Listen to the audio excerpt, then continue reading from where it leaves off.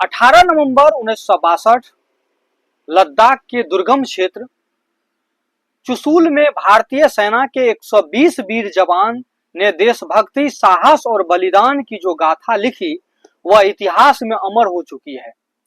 यह वह दिन था जब 13 कमाऊं रेजिमेंट की चार्ली कंपनी, जिसमें अधिकांश सैनिक जो है अहीर यादव समुदाय के थे, अंतिम गोली, अंतिम आदमी, अंतिम सांस तक लड़ते हुए जो है मातृभूमि की रक्षा के लिए अपना सर्वस्व जो है न्योछावर कर दिया। इस वीर जवान ने अपने से 10 गुना बड़ी चीनी सेना के खिलाफ लड़ाई लड़ते हुए लगभग 1300 से अधिक दुश्मनों को ढेर कर दिया था, मार गिराया था। रेजांगला की यह लड़ाई न केवल भारतीय चीन युद्ध की एक निर्णायक घटना थी, बल्कि वह वीरता, दृढ़ता और शौर्य का एक उदाहरण है जिसने भारत के सैन्य इतिहास में स्वर्णिम पृष्ठ को जोड़ा है। रेजांगला की लड़ाई, जिसके नायक मेजर शैतान सिंह यादव थे, भारतीय सैनिकों के असाधारण साहस का परिचायक है। दुश्मन सेना की संख्यात्मक और तकनीकी बढ़त के बावजूद भारतीय सैनिकों ने अपने धैर्य, अनुशासन और देशभक्ति के बल पर जो है दुर्गम पहाड़ी क्षेत्र में हर चुनौतियों का सामना किया। मेजर शैतान सिंह यादव की अगुवाई में चार्ली कंपनी ने मातृभूमि की जो रक्षा के लिए अंतिम सांस तक संघर्ष किया। मेजर शैतान सिंह यादव को इस वीरता के लिए मरणोपरांत परमवीर चक्र से सम्मानित किया गया।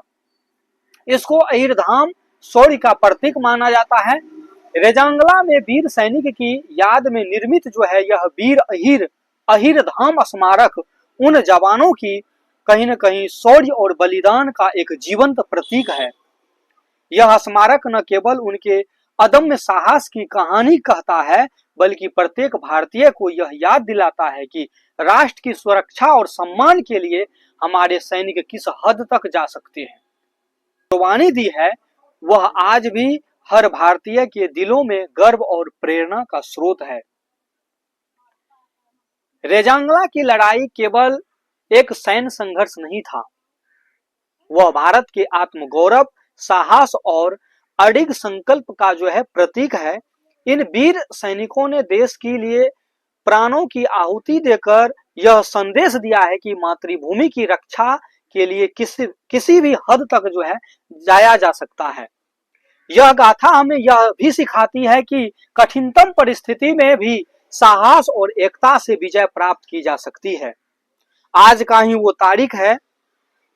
रेजांगला का बलिदान दिवस केवल वीर जवान को याद करने का अवसर नहीं है, बल्कि यह हमें उनके बलिदान से प्रेरणा लेने और उनके सपनों के भारत को साकार करने का अवसर भी है। हमें उनके साहस और बलिदान को स्मरण करते हुए राष्ट्र निर्माण और सीमाओं की सुरक्षा में अपना योगदान देना चाहिए। आज रेजांगला दिवस पर हम 13 कमाऊं रेजिमेंट के उन वीर सपूतों को नमन करते हैं जिन्होंने देश की रक्षा के लिए अपने प्राण को न्यौछावर कर दिया। उनके बलिदान को नमन करते हुए हमें उस प्रण लेना चाहिए कि हम उनकी विरासत को जो है सजीव रखेंगे और उनकी कुर्बानी को व्यर्थ नहीं जाने देंगे। रेजांगला के वीर जवान को कोटि कोटि नमन है, प्रणाम है। उनके बलिदान भारत के हृदय में जो है सदा अमर रहेगा।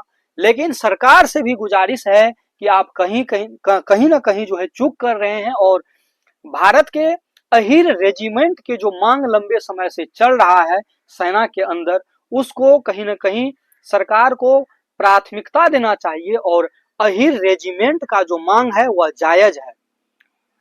और मैं भी मांग करता हूं आज इस दिवस पर आप लोग उपस्थित रहे हैं, अहीर रेजिमेंट की मांग करते हैं कि आप कहीं ना कहीं सरकार के कानों तक यह आवाज जानी चाहिए और उन्हें देश के सीमा के हित में अहीर रेजिमेंट की स्थापना करना चाहिए।